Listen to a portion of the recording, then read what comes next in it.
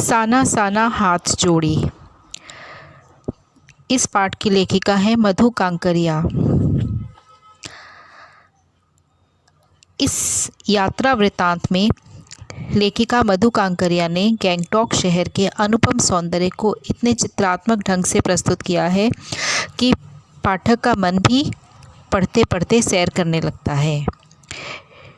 शहर के प्राकृतिक सौंदर्य के चित्रण के साथ साथ लेखिका ने पहाड़ी लोगों के श्रम जीवन का भी वर्णन किया है और वहाँ पत्थर तोड़ती महिलाओं का भी वर्णन किया है।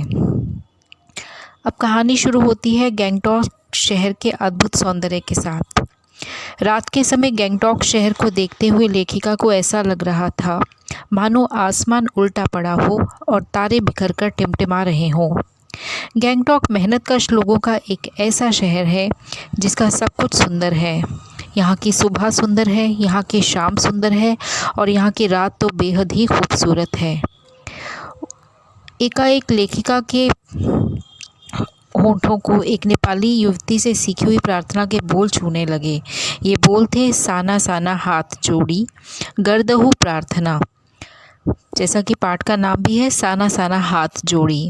साना साना हाथ जोड़ी का अर्थ है साना साना मतलब छोटे छोटे हाथ, जोड़ी जोड़कर। गर्दहु प्रार्थना मतलब प्रार्थना कर रही हूँ। ये वहाँ की एक लोक गायकी में की जाने वाली प्रार्थना है जिसका अर्थ है छोटे छोटे हाथ जोड़कर प्रार्थना कर रही हूँ कि मेरा सारा जीवन अच्छाइयों को समर्पित हो। अब लेखिका वहाँ पर घूमने के लिए आई है तो सबसे पहले उसने जिक्र किया है युमथांग का। गंगटोक को ही कहा जाता है। तो गंगटोक से लगभग 149 किलोमीटर दूरी पर युमथांग था। लेखिका के ड्राइवर जितेन नार्गे ने उसे बताया कि रास्ते में गहरी घाटियाँ और फूलों से लदी वादियाँ मिलेंगी, लेकिन साथ ही साथ खतरा यहाँ हर कदम पर मौजूद है। रास्ते में जाते हुए लेखिका ने बौद्ध पताकाएं देखी। लेखिका ने जब जितेन से उनके बारे में पूछा तो जितेन ने कहा कि जब किसी बुद्धिस्ट की मृत्यु हो जाती है तो उसकी आत्मा की शांति के लिए शहर से दूर किसी स्थान पर 108 श्वेत बौद्ध पताकाएं जो हैं वो फहराई जाती हैं, और जब कभी कोई नया काम शुरू किया जाता है या कोई शुभ कार्य करना होता है तब रंगीन पताकाएं लगाई जाती हैं। इन्हें कोई उतारता नहीं, ये समय के साथ साथ अपने आप ही नष्ट हो जाती हैं। इसके बाद कभी लॉन्ग स्टॉक पहुंचने पर जितेन ने बताया कि ये वो स्थान है जहां पर हिंदी फिल्म गाइड की शूटिंग हुई थी। इन्हीं रास्तों पर एक कुटिया में घूमते चक्र के बारे में पूछने पर नार्गे ने उसे बताया कि ये धर्म चक्र है जिसे घुमाने से मनुष्य के पाप नष्ट हो जाते हैं। तब लेखिका को इस पंक्ति के साथ ही इस चीज़ का आभास हुआ कि भारत के किसी भी कोने में चले जाओ, चाहे पहाड़ी क्षेत्र में चले जाओ, चाहे मैदानी हिस्से में चले जाओ या फिर रेतीले भागों में चले जाओ, इस देश की आत्मा एक जैसी ही है। सब लोग किसी न किसी आस्था से बंधे हुए हैं। पाप, धर्म, ये सब चीज़ें जो हैं हर एक इंसान के मन में एक समान ही बसती हैं। आगे लेखिका ने वर्णन किया है हिमालय दर्शन का। वीरान संकरे जलेबी की तरह घुमावदार रास्तों पर यात्रा करते समय लेखिका के सामने धीरे धीरे हिमालय पर्वत साकार हो रहा था।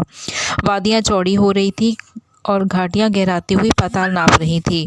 लेखिका किसी ऋषि की भांति मौन होकर सारे परिदृश्य को अपने भीतर समा लेना चाहती थी। जैसे ही उसकी नज़र विशालकाय हिमालय पर पड़ी तो उसने मेरे नगपति मेरे विशाल कहकर हिमालय को सलामी देनी चाहिए।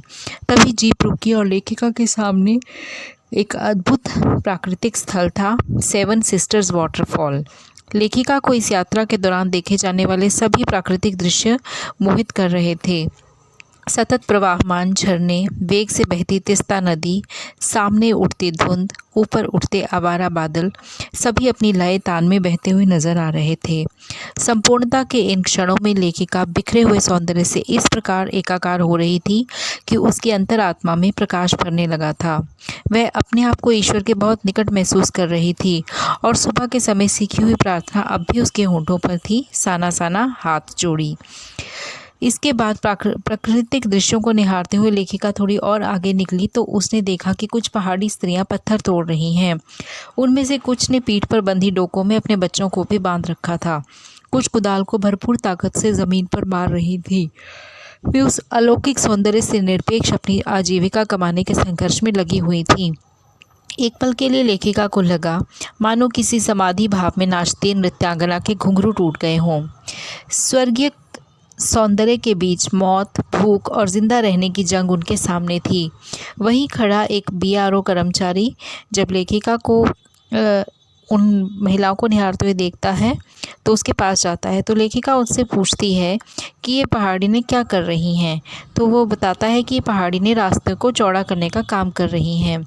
लेखिका को पलामू और गुल्मा के जंगलों में पीठ पर बच्चे को बांधकर पत्तों की तलाश में वन वन डोलती आदिवासी स्त्रियां याद आ गई।